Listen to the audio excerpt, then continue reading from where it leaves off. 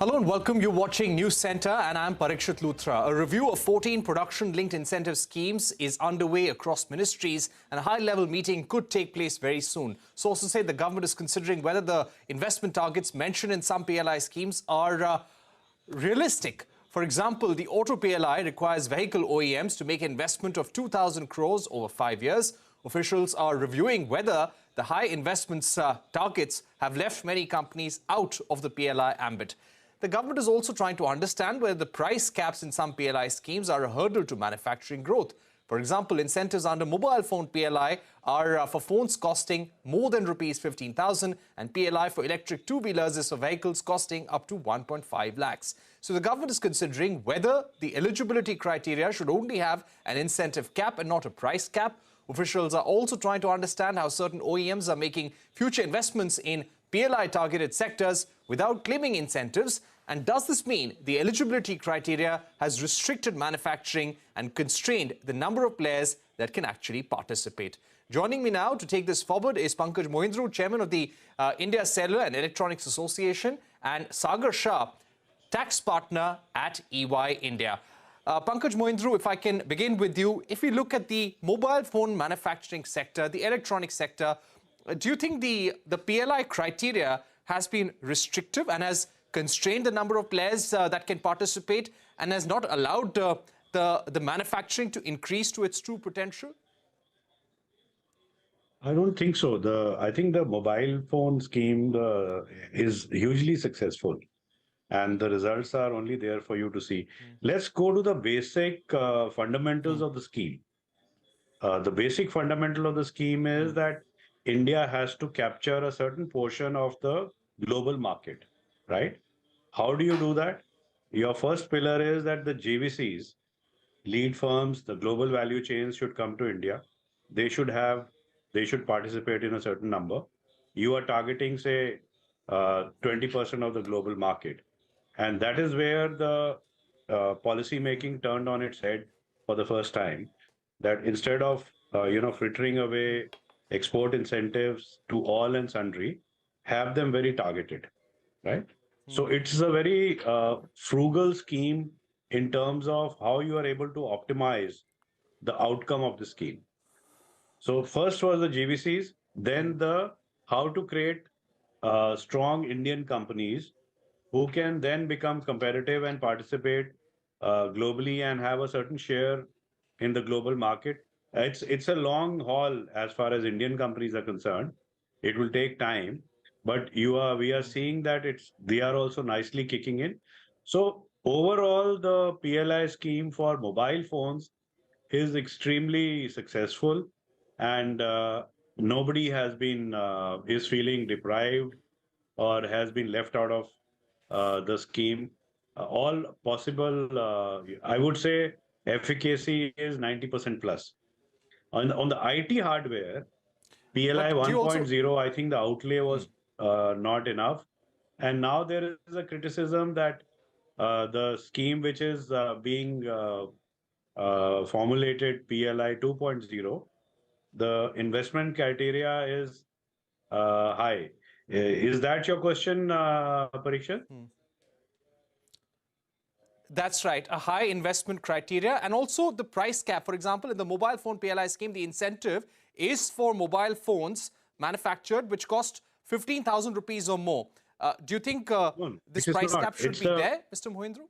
No, 15,000 and above, because we wanted, there was a clear direction and a clear strategy that below 15,000, it is the Indian companies which can become globally competitive. So under 15,000, it is a historic decision that it is reserved for Indian companies for the first time.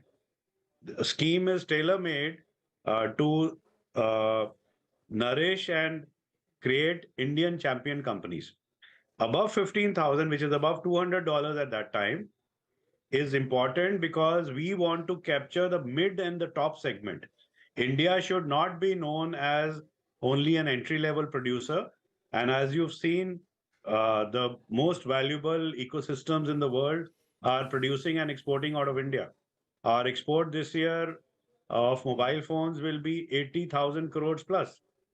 Now, coming to the investment criteria in IT hardware, the challenge was that some of the big global GVCs have already made investments in India, and those investments did not fructify into good revenue for them earlier. So, a very big concession has been made for these companies, which is that investment in the entire supply chain for those companies will be counted as their investment. So this is a change which has been made in policy making, and that is a very, very good thing. And I think this will sink into how these companies perceive the IT hardware policy, PLI 2.0, and we will have everybody onboarding the PLI 2.0 of IT hardware. Right. Sagar Shah, to get you in at this stage, the 14 PLI schemes, do you feel that there are schemes where the eligibility criteria, the localization criteria needs to be reviewed in order to maybe allow a larger number of players to participate? So I think the point one about investment, and if you see especially some of the PLIs like the auto PLI, and clearly there is a gap when it comes to the investments, especially for OEMs where the limits are very large. And typically, if you see an assembly unit that a two-wheeler EV manufacturer has to do, the cost of the investment of 1,000 crore is a large number. While some of the large players will be able to do it, but the startups and the mids market is going to be clearly hit. And that is where the challenge is to say that the investment limit is very high. Even for the auto components, one can say that, especially because of the AAT products, the limited products in the EV sector or the hydrogen fuel cell technology, which is being looked at. The challenge here is to say these are all futuristic technologies, lot of these things, and the investments which are there, which are expected today, are not happening. It will happen over a period of time. So one thing that clearly can be seen is to say that can companies get a larger period of time beyond what is being specified in the scheme today? I think this is something which is clearly a ask of the industry as we talk of it as of now. Even in some of the other PLIs like food, for instance, the investment criteria and most of the companies, whatever was proposed by them, they had to commit to get that investment. And that clearly is becoming a challenge also for some of the, I would say, hygiene and procedural issues. Like what do you mean and how are you going to consider capitalization vis-a-vis actually put to use? Will you be allowed to consider investments for machines which are just purchased or invoices paid? So if some of these flexibility is bought in, many companies would be able to get the benefit beyond what is it right now. Coming to your other point on validation, I think it's an extremely important point, and I think the domestic validation, which is clearly one of the important criterias that the government has put forward to say that this is what should happen. But in the ecosystem that we have, especially for some of the industries not having those kind of products still being available in the country, while in auto, for instance, they have given some products to say that cells, for instance, or REM that you'll be allowed not to consider, but it's still a long way through.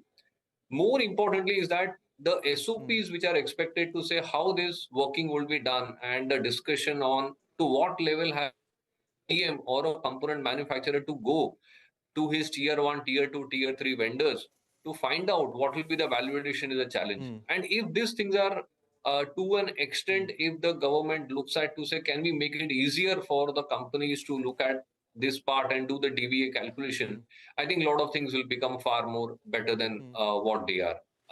Other than this, I would still say that companies are looking at investing, reaching out to the criteria and seeing how this can happen better and better. I believe that little bit of extension of period for some of the PLI schemes in terms of the current regime, what is there, would help a lot of companies to come into this, get the benefit of the scheme. Sagar, very quickly, I would also like to ask you, let's see the ACC PLI scheme for that matter. 3 companies have been selected under this, Rajesh Exports, Ola and Reliance Industries. They have been selected for the ACC PLI scheme. The government is also seeing that there are other players who are setting up shop, who are committing investments, setting up factories without taking PLI incentives or applying for this scheme as well.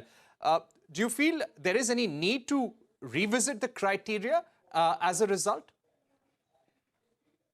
So I think this is more of a policy decision. And if you see the ACC battery PLI, it was a bid-based PLI. And clearly the intention of the PLI scheme is to ensure and see that the larger players invest and the entire ecosystem falls in place. That has been the intent. And if you see the intent of the scheme in terms of that, I think it is fair to say this is how it has been done. Clearly, there will be some other companies who are very closer to it, large investments happening. But I think when it's a choice to say that this is how it was been put at that point in time, I think we'll have to live with it, at least at this point in time, unless the government thinks of in many other PLI schemes to come with PLI too, like it has happened in telecom, in pharma, and few of the other sectors. And that is what the need of the hour should be, to say that can we look at focused PLI incentive again for some of the much needed investments which are required. And I think that's something that one can think about. Okay. I'll get Pankaj Mohindru. Pankaj Mohindru, any feedback that has gone from you to the government recently on improving these PLI schemes, easing the compliance norms, or easing the investment criteria? See, I cannot comment on other PLI schemes other than from my own sector.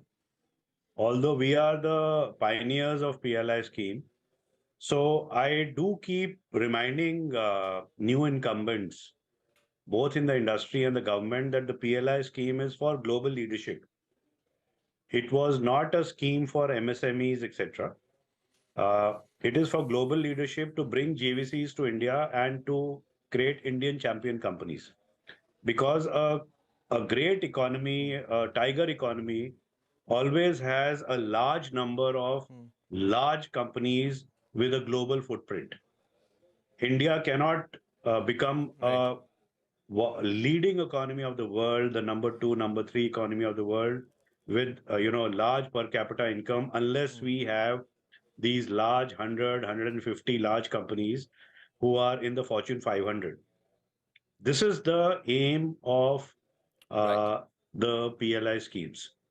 And keeping that in mind, if some rejig is required, or something supplementary is required, or some course correction is required, I'm sure a sector which puts its head down, works diligently with the government, I'm sure the government is going to respond very quickly. What do we do with the MSMEs and so on? You see, it's the mother hen and the principle of the engine and the bogies coming behind it. The second tier, third tier, fourth tier companies, which are essentially the MSMEs, will fall in place once you have the giants coming out of India, the GVCs operating out of India, and Indian companies becoming large global players. They'll carry the ecosystem with them, and they will act like a mother hen, and the chicks will be safe under that. This is the simple principle with which we have to go forward. Second important thing is that we missed the manufacturing bus. Yes, please. We've run out of time, sir, but thank you so much for joining us here on CNBC. And I'd like to thank Sagar Shah for joining us. We're going to take a short break, but don't go anywhere. We get you more big stories from the aviation sector and the automobile sector when we're back.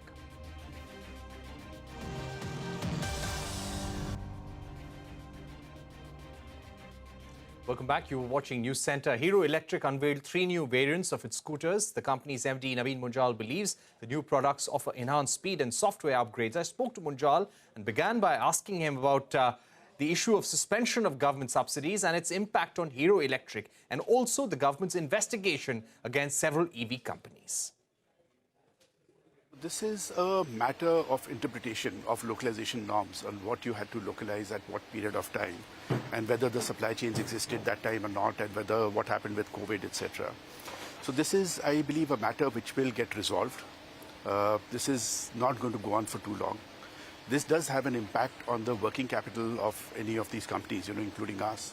So of course there is an impact, but at the same time, this is something which we are putting aside. And these new products, like I said, which are designed in a way that, so first and foremost, right from the beginning, our business model has been that we become subsidy agnostic. So the business plan does not rely on subsidies for the long run. So while subsidies are there, they help in the growth, etc. But in the long run, should they not be there, then your business has to be able to stand on its own feet. So that's the way that we've built the business. Now, in this case, we're putting that aside. We hope this matter will get resolved over the next, in the short term rather than the longer term. And we will go on from there. So these new products which we are launching today, these 3 new products, are not really taking subsidy in the same element as they were earlier into account. So should it come, it's going to add on. But should it not be there, we have a robust business plan already in place. Right. What has been the cost escalation for your products as a result of not having these subsidies? And since when has this been going on that you've had to pass on that entire cost to customers? So there is a cost which we are passing on to the customers, and there is a cost that we are bearing as a company itself. Right. Now, we've got a product range which goes from about 85,000 rupees and now upwards to about 130,000 Both low rupees. speed and high speed? Low speed and city speed and high speed, yeah. So we've got a range of products which are more in a certain band rather than a particular this thing. So we've got a very, very wide range. Like I said, we've got 5 platforms and multiple variants on top of all of that. And the business is designed in such a way that, should there be no subsidies or any incentives going forward, the business will be robust by itself. And you, from your side, have told the government that there is no issue no wrongdoing in terms of submitting evidence or submitting the localization criteria from your side. There is absolutely no wrongdoing of any kind at all. This is in line. The policy was a very robust and a strong one. So if you look at it at a macro level, this is the change that we have seen, the growth that we've seen in this sector has been substantial, this is the unprecedented growth that we are seeing. So the policy itself was a good one. Now it's a matter of interpretation. And we have gone by all norms of the government and passing the amounts on to the customers. So this was about demand creation, and we have done that all along. So we've never shied away from that. All right. So there is absolutely no wrongdoing of any kind at all.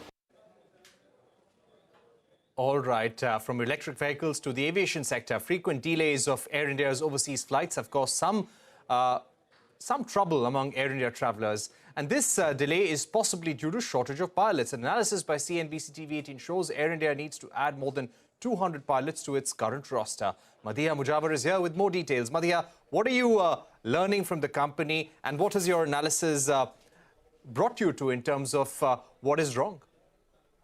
Well, Parikshit, this has been a continuing issue with Air India. Many passengers complain on social media about long delays in flights, especially the long-haul flights like the US destinations. So I tried to get to the root cause of these inadvertent delays. An acute shortage of pilots appears as the most likely reason for this issue. We know that Air India has expanded its fleet with reinducting grounded planes and added more leased planes to its fleet. So I'll get to the math here now. The airline currently has 114 aircraft, of which 68 are narrow body planes and 46 are wide body planes, which includes 19 Boeing 777s and 27 787s.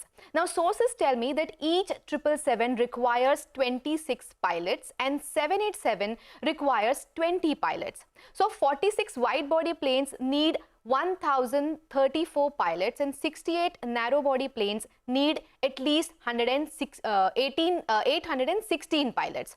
Now, adding this up comes to about 1,850 pilots needed to fly 114 aircraft. But we learned that Air India currently has only about 1,600 pilots versus 1,850 that is needed. So the shortage is pretty clear. And we also need to factor in that not all pilots will be reporting on duty. Some may be sick or on leave. A similar situation is also being experienced on the cabin crew side.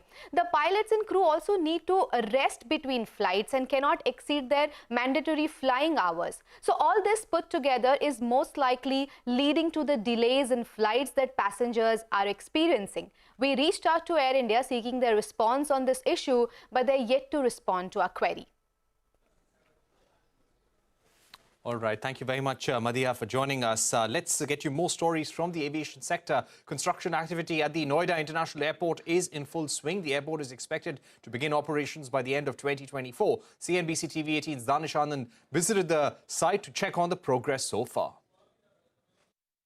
Well, the National Capital Region is all set to get its second international airport, and currently we are present at the construction site of the Noida International Airport. And as you can see behind me, this particular structure that is being constructed right now is the first terminal as per the concession agreement. This is the phase 1 of Terminal 1.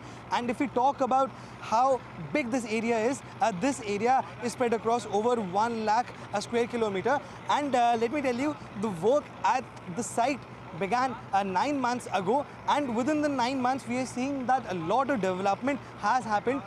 All the deep excavation activities, they have been completed. Over 2,600 workers have been deployed at the 1,330 hectare site, and the peak strength is expected to hit 6,000 as construction of other phases begins. In the past 9 months, it has taken a collective 4.2 million man-hours to sink key foundations of the terminal and other key buildings. 32,000 cubic meters of concrete have been poured so far, and 14,000 tons of steel have been used.